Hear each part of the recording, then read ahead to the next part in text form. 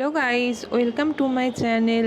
আজকে আমি তোমাদের সাথে শেয়ার করব, অনেকে বুঝতে পারো না যে ইংলিশে এত হিউজ সিলেবাস কিন্তু নাম্বার আছে সেখানে ডব্লিউএপি কেপিতে 10। তো এই হিউজ সিলেবাসের মধ্যে কোন কোন টপিকগুলো থেকে পড়লে আমরা সহজেই 6 থেকে 7 নাম্বার ক্যারি করতে পারবো, সেটাই আমি আজকে তোমাদের সাথে শেয়ার করব। আমি প্রিভিয়াস ইয়ারের কোশ্চেন দেখেছি এবং নিজে এক্সাম দিয়েছি, সেই অভিজ্ঞতা থেকেই আমি কতগুলো টপিক সিলেক্ট করেছি। আমার মনে হয় ইংলিশে যদি তোমরা এই বিষয়গুলো পড়ো, এই কয়েকটা টপিক পড়লেই তোমরা ইজিলি 6 থেকে 7 ক্যারি করতে পারবে। আমি আগেও বলেছি তোমাদেরকে বন্ধুরা যে ইংলিশে যেহেতু মার্কস আছে 10, তো এতটাও প্রেশার নেওয়ার কিছু নেই, কিন্তু তার মানে এটা নয় যে আমি সম্পূর্ণভাবে ইংলিশটাকে অ্যাভয়েড করব বা ছেড়ে দেবো। কারণ ইংলিশে যদি আমি 6, 7 নাহলে 5ও তুলে রাখতে পারি, সেখানে কি হবে, আমি অন্যদের থেকে অনেকটাই আগিয়ে থাকবো। জিকে, ম্যাথ এবং রিজনিং আছে, এগুলোকে সবাই টার্গেট করবে। তো সেখানে যদি আমরা ইংলিশে মার্কসটা তুলে রাখতে পারি, আমরা অনেকটাই অন্যদের থেকে এগিয়ে থাকবো বলে আমার মনে হয়। তোমরা অনেকেই বুঝতে পারছো না ইংলিশটা কিভাবে শুরু করবে বা কোনখান থেকে শুরু করবে। তো চলো দেখে নেওয়া যাক আমি কোন কোন টপিকগুলো বলেছি এবং প্রিভিয়াস ইয়ারে কোন কোন টপিক থেকে কত নাম্বার করে মার্কস এসেছিল এবং আমরা কোন কোন বই ফলো করতে পারবো। চলো সেগুলো সব দেখে নেওয়া যাক। তোমরা যদি প্রিভিয়াস ইয়ারের কোশ্চেন ফলো করো তো দেখবে সেখানে গ্রামারের থেকে ভোকাবুলারি পার্টে বেশি জোর দিয়েছে এবং বেশি কোশ্চেন ভোকাবুলারি পার্টের থেকেই এসেছে। প্রিভিয়াস ইয়ারের কেপি পরীক্ষায় বা ডব্লিউবিপি পরীক্ষায় কেপিতে তো গ্রামাটিক্যাল পার্ট থেকে তেমন কোনো কোশ্চেন আসেনি, যা এসেছে প্রিপোজিশন থেকে, আর বাকিটা ভোকাবুলারি পার্ট থেকে এসেছে। তো যে সমস্ত টপিকগুলো যেগুলো মেনলি হট টপিক, আমি সেগুলো ফার্স্টের দিকে রেখেছি। দেখো প্রথমেই আসছে অ্যান্টোনিম সিনোনিম, যেগুলোকে বাদ দিলে মোটেই হবে না। অ্যান্টোনিম সিনোনিম থেকে আগেরবার কেপিতে ডব্লিউবিতে প্রত্যেকবারেই 2-3টে করে কোশ্চেন এসেছে, তাই অ্যান্টোনিম সিনোনিমগুলোকে খুব ভালো করে আমাদেরকে মুখস্থ করতে হবে। এবং তারপরে আমরা দেখে নেব কারেক্ট স্পেলিং। এই স্পেলিং থেকে প্রিভিয়াস ইয়ারের কোশ্চেন এসেছে, কিন্তু ডব্লিউএপি, লেডি কনস্টেবল আর কেপিতে কোনো রকম কোশ্চেন আসেনি। তার মানে এটা নয় যে আমি স্পেলিংটাকে ছেড়ে দেবো, কারণ কারেক্ট স্পেলিং থেকে প্রত্যেকবারেই সমস্ত পরীক্ষায় কোশ্চেন আসে। তো কারেক্ট স্পেলিংটাও আমরা দেখে যাব। এবং এরগুলো করার পর যদি পারো, বা অনেকে আরও প্রিপারেশন নিচ্ছ আমি জানি, তো তখন তোমরা ওয়ান ওয়ার্ড সাবস্টিটিউশন আর ইডিয়মস ফ্রেজটাকে দেখে নেবে। এরপর আসা যাক বন্ধুরা গ্রামাটিক্যাল পার্টে। গ্রামাটিক্যাল পার্টে আমরা দেখলে যে বিষয়টাকে দেখব সেটা হচ্ছে পার্টস অফ স্পিচ।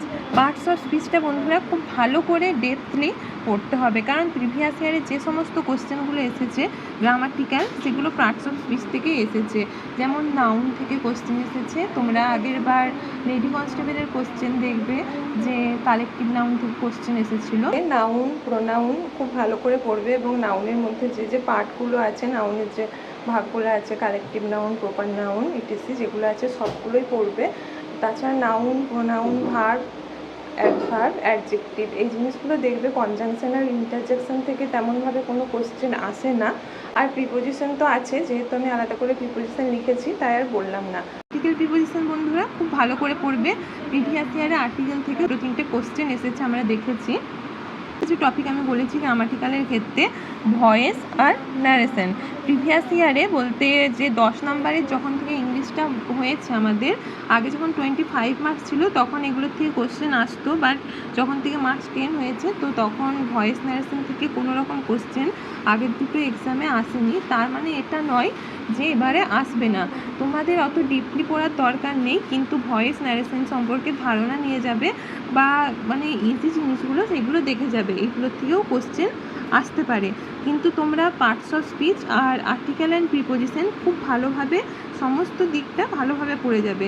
যেহেতু আমরা ডব্লিউপি কেপি টার্গেট আমাদের, যেখানে মার্কস আছে 10, সেটাকে মাথায় রেখে আমি এই টপিকগুলোকে সিলেক্ট করেছি। চলো এরপর দেখে নেওয়া যাক কোন কোন বই থেকে পড়বো। তো তোমাদের যদি কোনো গাইড থাকেন বা কোনো কোর্স নিয়ে থাকো, তোমরা অবশ্যই সেখান থেকে তোমরা পড়াশোনা করবে। এছাড়াও আমি আগেও বলেছি তোমাদেরকে গ্রামাটিক্যাল পার্টগুলো পিকে দে সরকারের বই থেকে পড়তে পারো, সেখানেও ভালো আছে। এবং ইংলিশের জন্য আমি বলেছিলাম পিনাক্কেলের বই, তো হিউজ না পড়তে পারলে তোমরা কামাল হোসেনের যে একটা ইংলিশের বই আছে, এই বইটার নেম আমার ঠিক মনে নেই, তবে কামাল হোসেনের ইংলিশের এক বই আছে, সেখানে কিছু বাছাই করা ভোকাবুলারি পার্ট আছে এবং ট্রিক্সের সহ ট্রিক্স দিয়ে ইংলিশগুলো আছে, তোমরা সেই বইটা পড়তে পারো বন্ধুরা। কামাল হোসেনের বইটা পড়তে পারো যদি বলো তোমরা কম পড়বে, এবং কিন্তু তোমরা যদি বলো না তোমরা একটু ডিপলি পড়বে, সেখান থেকে তোমরা পিনাক্কেলের বইটা পড়তে পারো, ভোকাবুলারির জন্য খুবই ভালো। আর গ্রামারের জন্য পিকে দে সরকার পড়তে পারো। তাছাড়াও জানো তো তোমরা এসপি বক্সির বই আছে, সেই বইও খুব ভালো। তোমাদের যেখান থেকে ইচ্ছা, যেখান থেকে তোমরা বুঝতে পারবে সেখান থেকেই তোমরা পড়াশোনা করবে, এগুলো ভালো। এছাড়াও তোমরা যদি বই পড়ে না বুঝতে পারো, অনেক তো ইউটিউব চ্যানেল আছে যেখানে ভালো করে গ্রামাটিক্যাল পার্টগুলো পড়ানো হয়, যেমন রানী ম্যামের ক্লাস আছে। এছাড়াও বেঙ্গলিতে অনেক ক্লাস আছে, তোমরা সেখান থেকেও ফলো করতে পারো। তোমাদের যদি মনে হয় যে আমার এই ভিডিওটা তোমাদের জন্য হেল্পফুল, তো প্লিজ তোমরা একটা করে লাইক করো এবং সাবস্ক্রাইব করো ও বন্ধুদের মধ্যে শেয়ার করো, যাতে তোমাদের মতো অন্যরাও ভিডিওটা দেখে হেল্প পায়।